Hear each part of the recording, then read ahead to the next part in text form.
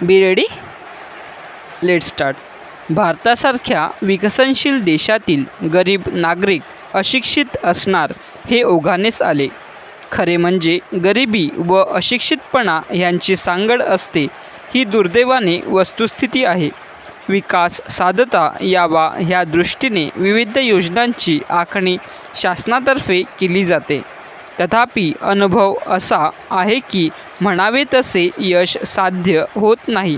कारण एकतर शासकीय यंत्रणा उदासीन असते अथवा अशिक्षित जनतेकडून प्रतिसादच योग्य प्रमाणात मिळत नाही. ह्यात समाज घटक त्या योजनेचे महत्त्व जाणत नाहीत. अशा दृष्टीचक्रातून सोडवणूक करून समाजात विकास साधणे निश्चितच कठीण असते. शहरी भागांपेक्षा ग्रामीण भागात ही बाब प्रकर्षाने जाणवते. त्यातल्या त्यात महिलांची मानसिक तयारी करणे तसे कठीणच असते. शासकीय यंत्रणा व समाजसेवी संस्थांच्या समन्वयाने बऱ्याच वेळा कष्टसाध्य यश मिळते. परिच्छेद. ग्रामीण व शहरी भागात अंगणवाडीची योजना सुरू करून शासनाने शासकीय यंत्रणेचा व समाजातील सेवाभावी वृत्तीचा योग्य समन्वय साधला आहे. बहुतांश विविध योजना राबविणारे शासकीय कर्मचारी योजनेच्या क्षेत्रात न राहता बाहेरून येणारे असतात. त्यामुळे लाभार्थ्यांना हे कर्मचारी आपल्यापैकी वाटत नाहीत. अंगणवाडीच्या योजनेत काम करणाऱ्या कार्यकर्त्या मात्र लाभार्थ्यांना आपल्यापैकीच एक व्यक्ती आपल्या फायद्याची गोष्ट सांगते असे निशंकपणे वाटते. साहजिकच त्यामुळे अंगणवाडी कार्यकर्त्यांचे मार्गदर्शन स्वीकारले जाते व त्यातच योजनेचे यश सामावले आहे. आपल्यातच वावरणारी व्यक्ती आपल्याच बाळबोध भाषेत बोलते, आपल्या फायद्यासाठी कार्य करते अशी धारणा असल्याने पंचक्रोशीतील सहचारिणी महिला योग्य त्या दिशेने काम करतात असे अंगणवाडी योजनेचा आढावा घेताना आढळते.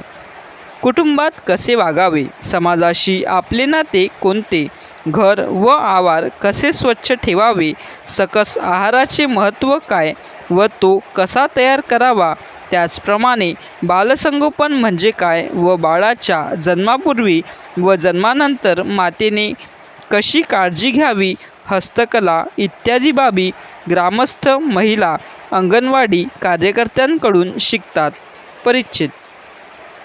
दिनांक 8 फेब्रुवारीला झालेला बोर्डाच्या सभेच्या कामकाजाच्या टिप्पणीची एक प्रत आपल्या माहितीसाठी सोबत पाठविली आहे. त्यातील दादर येथे 5 रुपये किमतीच्या जमिनीच्या खरेदीसंबंधीच्या विषयाकडे मी आपले खास लक्ष मुद्दाम वेधू इच्छितो. परिच्छेद. वरील जमिनीच्या खरेदीसंबंधीची सूचना श्री अविनाश जोशी यांनी मांडली आणि श्री शिवाजीराव कदम यांनी तिला पाठिंबा दिला. परिच्छेद. या सूचनेला काही सभासदांनी जोरदार विरोध केला. त्याचे म्हणणे असे होते की वरील किमतीस जमीन घेतल्यास खर्चवेज वजा जाता त्या रकमेवर 2% जास्त व्याज मिळणार नाही.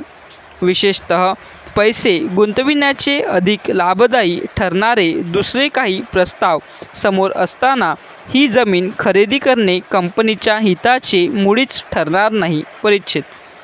जमीन खरेदीच्या सूचनेवर जी चर्चा झाली ती मध्ये अध्यक्षांनी उपस्थित असलेल्या सभासदांच्या निदर्शनास ही गोष्ट आणून दिली की श्री जोशी यांच्या सूचनेचा विचार करीत असताना सदरहू जमिनीची खरेदी व एक दीर्घ मुदतीची गुंतवणूक होणार आहे. हा महत्त्वाचा मुद्दा लक्षात घेणे अत्यंत जरूर आहे. अध्यक्षांनी हे प्रतिपादन केले की ज्या भागांमध्ये ही जमीन आहे तो भाग लवकरच विकास पावणार आहे आणि त्यामुळे साहजिकच जमिनीच्या किमतीत फार मोठी वाढ होणार आहे. त्यावेळी कंपनीला वाटल्यास ती जमीन वाढलेल्या किमतीस विकता येईल किंवा धंद्याच्या दृष्टीने उपयुक्त असे भरपूर भाडे मिळवून देणारे गाडे तीवर बांधता येतील. स्टॉप.